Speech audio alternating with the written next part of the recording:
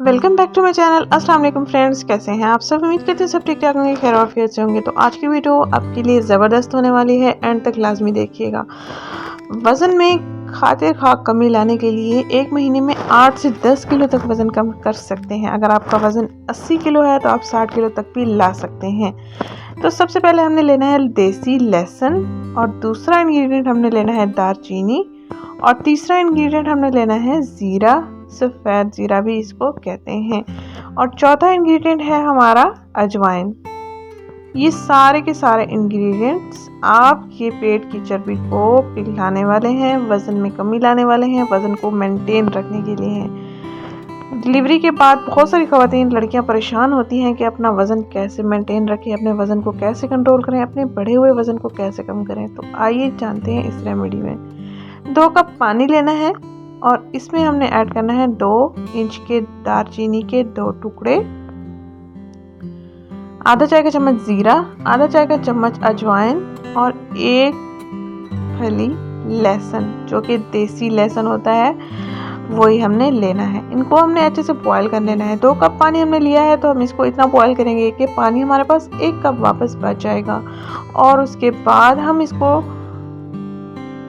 ठंडा करके या नीम गर्म करके हर खाने के बाद पी सकते हैं। रमज़ान आने वाला है, इफ्तारी में भी आपने इसको इस्तेमाल करना है।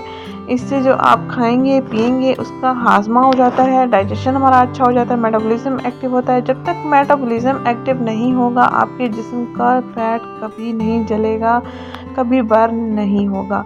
तो सबसे पहला काम यही होना चाहिए, मेटाबॉलिज्म को एक्टिव होना चाहिए, और उसके बाद हम कोलेस्ट्रॉल को भी बर्न कर सकते हैं और हम फैट को भी बर्न कर सकते हैं। इन छोटी छोटी होम रेमेडीज़ के साथ, इन छोटे छोटे कैवों के साथ, इन छोटे छोटे देसी टोटकों के साथ ही हम अपना वज़न कंट्रोल रख सकते हैं।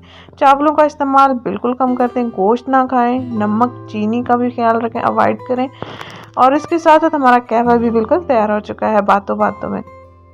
अब हमने इसको कप में उंडेल लेना है। ठंडा पीना चाहे, नीम गर्म पीना चाहे, आपकी मर्ज़ी है। सबसे आखिरी इंग्रेडिएंट जो हमारा है एप्पल विनेगर साइडर है। एप्पल विनेगर साइडर की कभी भी ज़्यादा मकदार इस्तेमाल मत कीजिएगा, ये आपके लिए हार्मफुल हो सकता है।